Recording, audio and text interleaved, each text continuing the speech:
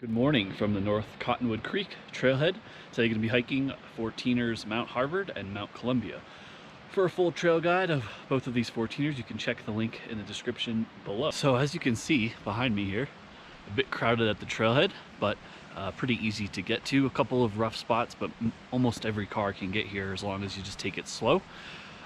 This hike for both 14ers is about 15 miles with about 6,100 feet of elevation gain. So a nice little hike. The nice part about it is that once you tag Harvard, you come back on the ridgeline to Columbia, which kind of saves you some of the monotonous repeat out and back hiking, which is cool. It's been a while since I've hiked this 14er. The last time I was here was 2017, so wanted to redo this video and make sure it is up to my 2020 standards. Quick note about the trailhead as we're getting the hike started here. When you get into the parking lot, they tell you parking is to the right. That's certainly the case, but if you have a lower clearance car, I wouldn't recommend driving that way because it's pretty rough. So just go left. It is a little loop and you can easily find parking on the left side to save your car some scraping. There's also no bathroom at this trailhead as well, so if you do need to go, there's one along the way, just about 2 miles from this trailhead.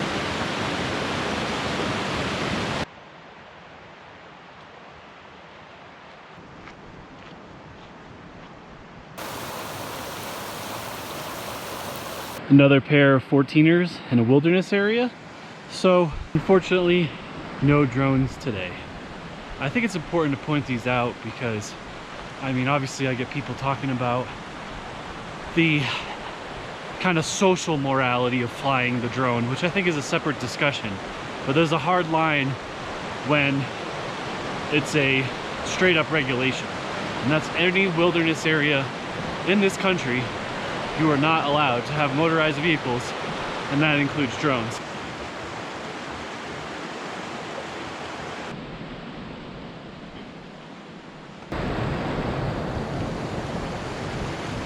After crossing 2 bridges in about 1.5 miles, you're going to reach this junction, and as someone so lovingly put, Harvard.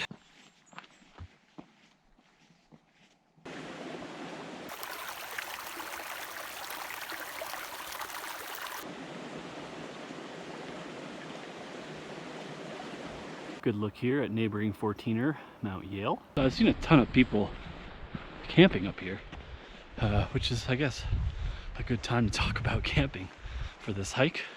So as we're working our way up to Mount Harvard, there's a ton of fields like this and pretty good camp spots along with this creek over here, which is a pretty steady water source as well.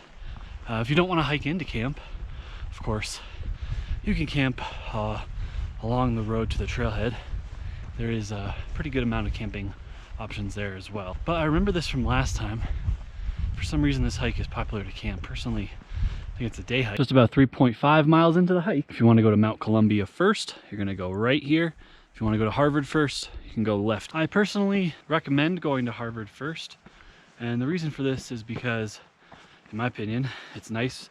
You go out and then back, versus if you did Columbia first, you'd be going up, then out, then back. First, really good look at Mount Columbia. So essentially, gonna work up to there and then up to the summit right there. And to look over to Mount Harvard. So essentially there, and then the summit is right there. And you're gonna kind of go up that side. You can get a look at the traverse. Looks much worse than it is, but that's pretty much the whole view of it. Most of the traverse you're going to be on the opposite side of what you can see from here. I don't know if it's just me appreciating things or seeing things in better light, better season, who knows. But I've been finding that as I've gone back to hike a lot of these 14ers over again, I just really appreciate the beauty of them a lot more. This basin I just showed you, it's just beautiful. I mean, everything's green. Mountains look pretty rugged. It's quiet back here, and just nice.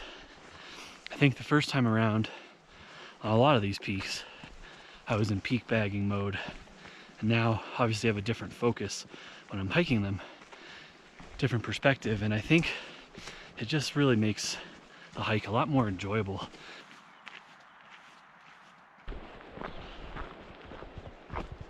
Mount Yale back there.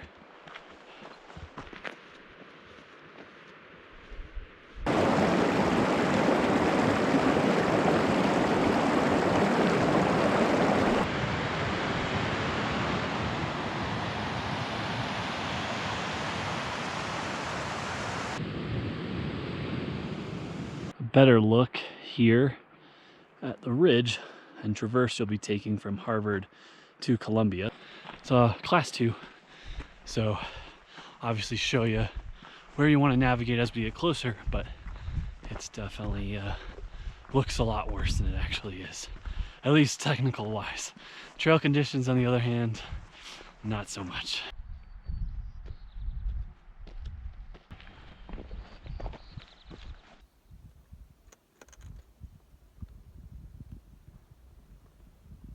Classic standoff with a Marmot. Who's gonna win? Spoiler alert, it's gonna be me. Another important trail junction, left. You don't want to go that way, you're gonna take a right. The left trail here will take you to this high alpine lake. I forget the name of it. It's beautiful and it is worth a little side trip if you have the time. Now that you're up here, you're gonna snake around and work up this little hill next.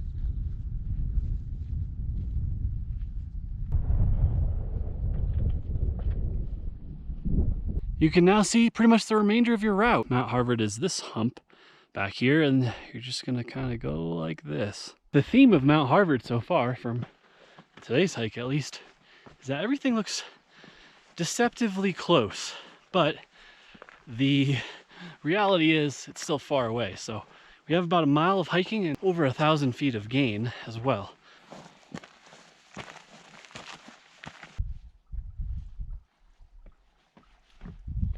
Yeah, this should be labeled the part of the trail that kicks your ass.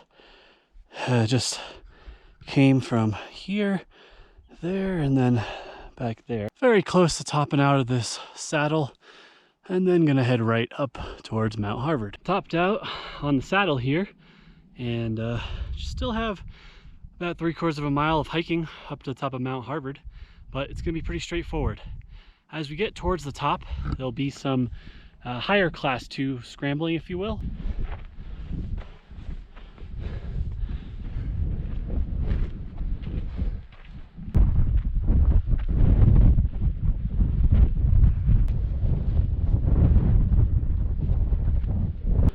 I want to show you the block, summit block right there, and that's the class 2 move. So you're basically just going to want to go up there. It's very short, so it's only about 3 or 4 moves maybe. But it is definitely higher class 2.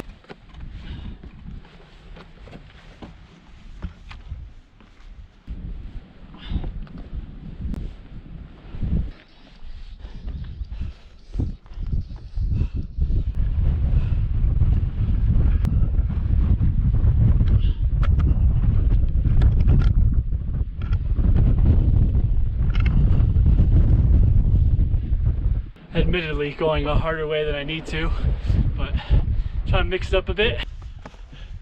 Summit of Mount Harvard. Go up to the official summit here. A lot less windy than I thought too, which is great. All right. Summit of Mount Harvard, just under 7 miles to get here, and it's beautiful. I didn't bring Juno today. And it's not necessarily because of the, Juno's my dog, by the way, the class 2 hiking. It's more of the traverse. I remember it being very, very loose and just not very good. So I didn't really want to subject her or myself to that. But as far as dogs go for Mount Harvard alone, it's definitely dog friendly. There's a couple of those moves at the end here, but I mean, any dog with any kind of mountain experience, no problem at all.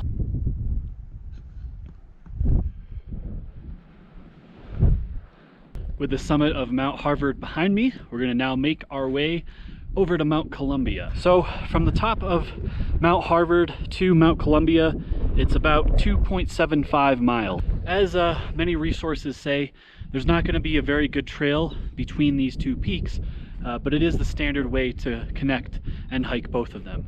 However, if you are going to head over to Mount Columbia, be sure to have some route finding experience. I'm going to show you the best I can in this video where to go, but ultimately it's going to be up to you to make decisions when you're on the mountain. And there are some steep slopes here and a lot of loose rocks, so it could be an easy broken ankle, broken leg, or sending a rock to someone else. So just want to be forewarned before we head over there. When starting your hike over to Mount Columbia, be sure that the weather is good, because it's going to take you a couple hours. Even though it's only a couple miles, it's just very tedious hiking. Mount Columbia is just about 300 feet vertically shorter than Mount Harvard is, but you're going to lose a lot more elevation than that. So don't think that that's all you have to do to get down there. There's actually quite a bit of elevation loss on the way of this saddle. After hiking just a short way, you're gonna come to this first obstacle here, and you can go on either side. I think I'm gonna go right today because of the no snow factor, but you can go left or go right and then just kind of rejoin the ridge right there.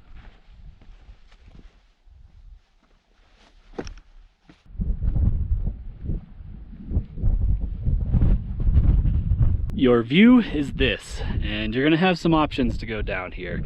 You can go right here, you can work your way over this. This is the most established, but it's also the most loose, so just be careful. I'll show you another look at this at the other angle when I get down there. That seems like a good thing waiting to happen. All right, looking back up on that section, I ended up going down this. I believe it's a lot more stable overall, and I think it's more sustainable too in terms of the rock firmness. But again, you could have gone that way. People always talk about staying on the trail, and this is why. Look at how tiny these are. That's my GoPro, and those are all these little beautiful flowers that would be stomped out in 2 seconds if people walked on them.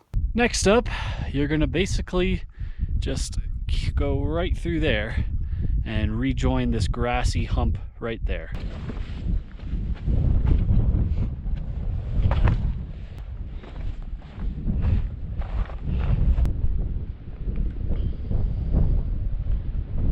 So next section, you're going to be going down and then bearing left right there. There is a pretty well-established social trail that you can follow, but it's, you know, fades in and out. Like right here, you can't really tell I'm on it, but down there it is a lot more visible. And a reminder, that is Mount Columbia right there. Now's a good time to also talk about the cliffing out of this route. So there is a section like right there that you just can't in normal hiking gear get through. It's going to be high class 4, low class 5, and I just would not recommend doing it. So again, you're going to want to break down to the left before you get to that point. A look back onto where we came from the summit of Mount Harvard before we head down, and this will be out of view. So that's the point I was aiming at earlier, and really from here the trail is going to disappear. For me, obviously the snow took it, but in general this is where it's going to become a lot more route finding. So in general, you're going to want to curve this, and then we'll show you the next steps from there, looking back at where we came from, and beautiful little basin here as well. We are now entering what is definitely the hardest route finding portion of this Mount Harvard and Mount Columbia hike. So from here, you're going to want to find this ridge that's behind me here and basically take it down. If you reach a gully, which a gully is like loose dirt, it's not going to look like it's formed, it's going to look like it's been falling apart, don't go down that. You can, but it's really not recommended. It's definitely recommended to take the slope just because it's safer and it's much more stable on your feet. Another angle of the east ridge you're going to want to descend here. So again, no trail, but just kind of snake over, and be sure not to descend too far. Otherwise you're going to have to gain elevation that's not necessary on this side.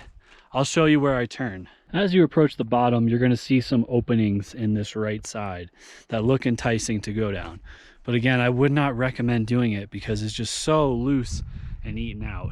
This is a good view of where you're going to want to have your whole ascent to Columbia. So basically, once you kind of get down here, you're going to round the corner and then come back up and traverse up here. This is the point of the hike where I am so happy I did not bring Juno, because it would have just been a nightmare coming down there. Looking back at your two options, you can see this one right here. It just does not look fun. It's terrible conditions. And this one, clearly more established, more sustainable. So definitely the way to go. This is more or less the point. So with this hill in the background, these rocks here, that you're gonna wanna go down. From here, you're gonna have kind of two options to ascend, but really anywhere in this middle part, you're just gonna wanna get to right up here and then work across from there.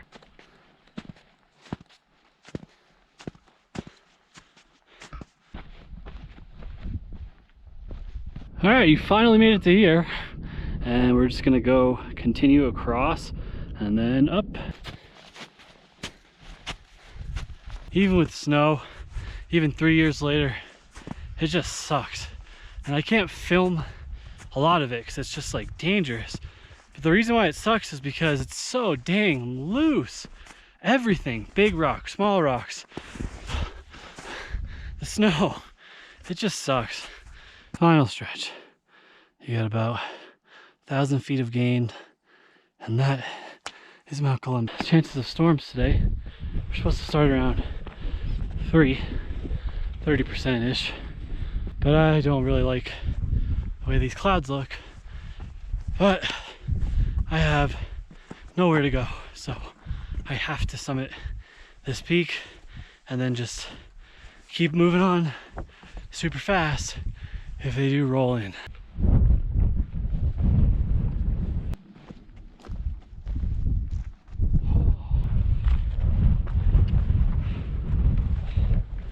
While I have the hiking poles out, let's talk about gear for this hike. Typically, this will be a pretty straightforward hike in terms of gear. You can check out my video on what to pack for a 14er in the description below. And I'll also have all the items I used on this hike in the description below as well. But for gear, trail runners, hiking poles, and you're good to go.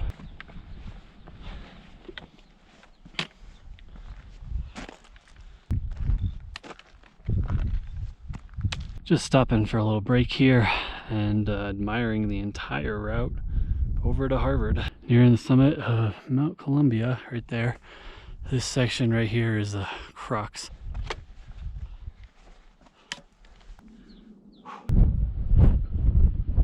History really tends to repeat itself. The last time I was up here, I couldn't even see Harvard because it was snowing. This time, there's like a grapple snowstorm over there moving in, which I do not want to hang out in. Basically gonna tag the summit here and then give you some aerial views and book it down before any of this worse weather rolls in. Summit of Mount Columbia. I'm going to be here for about 2 seconds, but I'll give you some views. Those nasty clouds looking down to the whole approach over back to Mount Harvard. Beautiful. To begin your descent down Mount Columbia, you're just gonna go south on the ridge here. As you head down the ridge here, you're gonna see the trail fork off to the right after about, I don't know, half mile of hiking.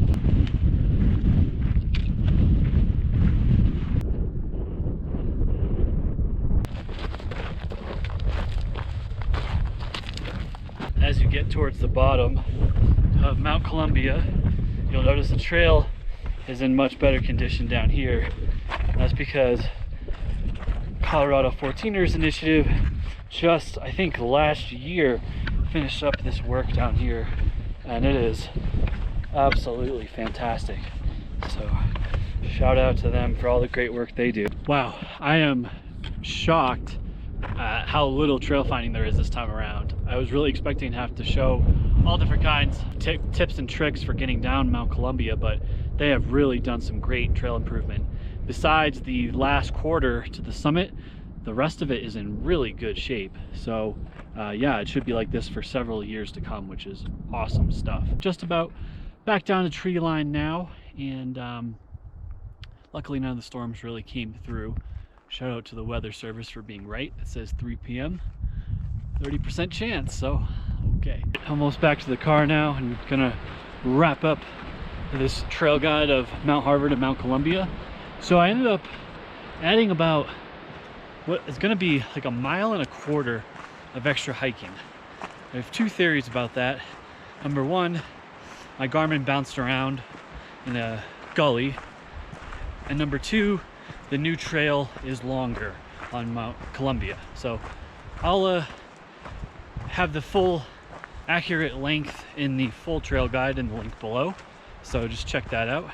Dogs, traverse, absolutely not, unless they're off leash. I wouldn't recommend them, and again, you're really not supposed to have dogs off leash in wilderness areas. Harvard on its own, definitely. Columbia on its own, definitely.